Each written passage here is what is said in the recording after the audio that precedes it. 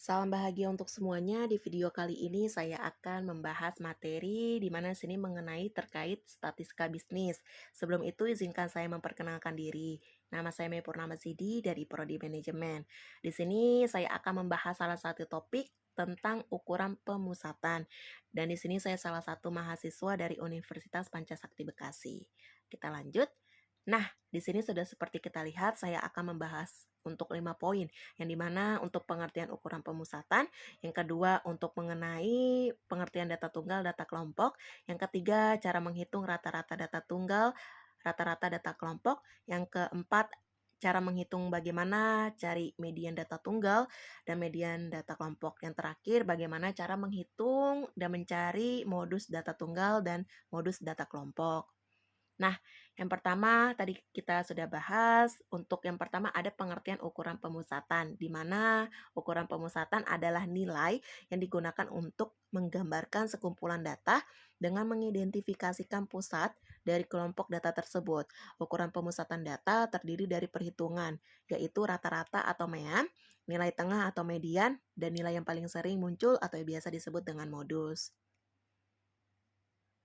Nah, di sini kita akan bahas mengenai untuk penjelasan apa itu data tunggal dan data berkelompok.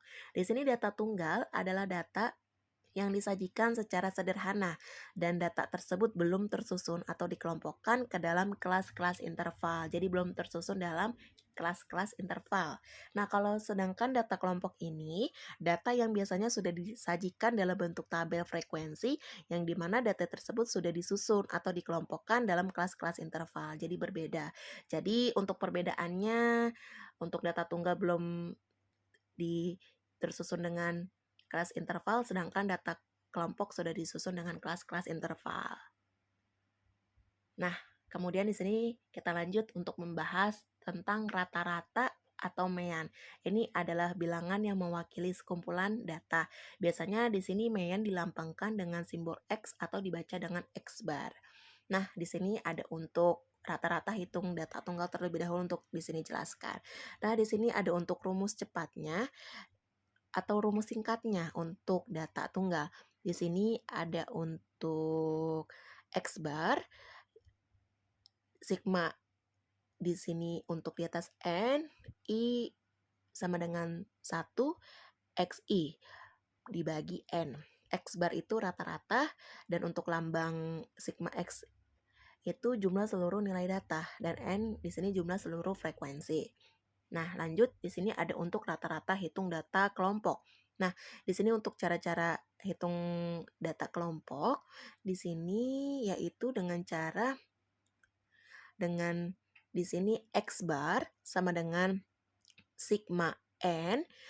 Terus untuk di bawahnya ada I sama dengan 1 XI FI dibagi dengan di sini untuk rumus sigma untuk NI sama dengan 1 FI. Nah, untuk keterangannya di sini X bar yaitu rataan hitung dari data kelompok.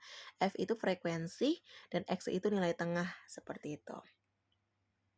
Kita lanjut, di sini ada untuk median, di mana di sini median atau datum data kumpulan yang letaknya di tengah suatu kumpulan data. Nah, di sini juga untuk median, cara menghitung median data tunggal. Ini ada untuk ganjil dan genap. Jadi data tunggal itu ada dua untuk cari ganjil dan genap. Sedangkan untuk cara mencari ganjil itu ME sama dengan X, N ditambah 1 per 2. Sedangkan kalau genap itu ME sama dengan X, N per 2 ditambah X, N per 2 ditambah 1 dibagi 2. Sedangkan untuk median data kelompok, untuk rumusnya ME sama dengan TB N per 2 dikurang FK dibagi FME dikali C. C atau P, itu sama saja. Nah, untuk N itu jumlah individu frekuensi. Kalau FME frekuensi relatif kelas median, FK frekuensi kumulatif sebelum kelas yang dimaksud. Nah, untuk TB itu tepi bawah. Di sini biasanya nanti tepi bawah ada untuk rumus selalu dikurang dengan 0,5. C itu di mana interval atau panjang kelas. Kita lanjut. Nah, di sini untuk terkait modus, pengertian dari modus tersendiri adalah data yang paling sering muncul atau memiliki frekuensi tertinggi atau yang paling banyak biasanya. Nah, di sini ada untuk cara menghitung modus data tunggal, di mana nilai dengan frekuensi yang tertinggi atau yang paling sering muncul, seperti itu. Nah, di sini ada untuk modus data kelompok, untuk rumusnya ada MO sama dengan TB ditambah D1 dibagi D1 ditambah D2 dikali P. Untuk TB tepi bawah kelas median, D1 itu selisih frekuensi kelas modus dengan frekuensi sebelum kelas modus. D2 selisih frekuensi kelas modus dengan frekuensi setelah kelas modus. Yang P ini panjang kelas interval. Nah, di sini saya akan membahas salah satu contoh ini tentang median data kelompok.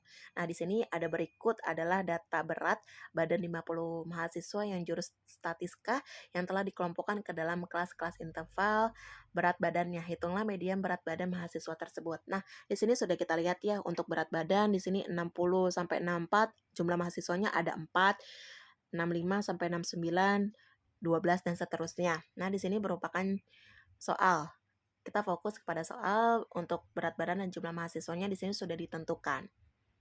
Nah, di sini sudah kita lihat tadi untuk soal ada berat badan frekuensi. Nah, sebelum itu untuk mencari median data kelompok, kita cari terlebih dahulu frekuensi kumulatif. Nah, caranya bagaimana?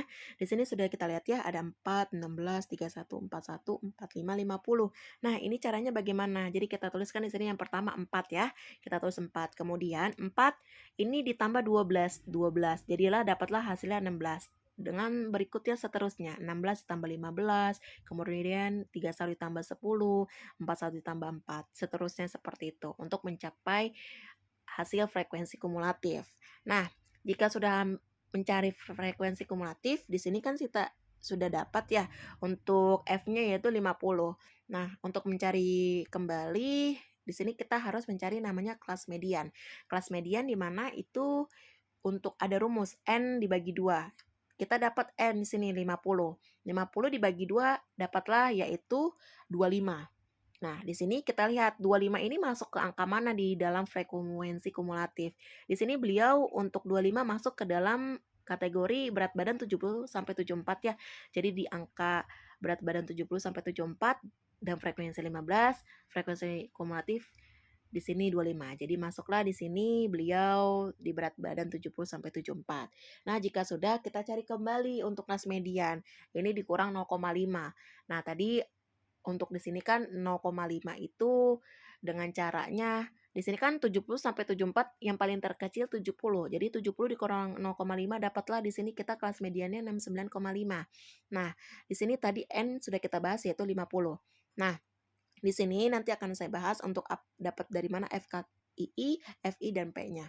Nah, di sini sudahlah kita dapat kita masukkan ke rumus. Rumus tadi median data kelompok kan ME sama dengan TB ditambah N per 2 dikurang FK dibagi F dikali C atau P. Nah, di mana di sini kan kita sudah dapat semua, kita tulis ME 69,5. Di sini N tadi kan 50 dibagi 2. Nah, 16 nih, 16 atau FKII. Ini frekuensi kumulatif sebelumnya. Kan tadi kita dapat frekuensi kumulatifnya di angka 31. Sebelumnya kan berarti di 16. Berarti kita tulis hasilnya di sini 16.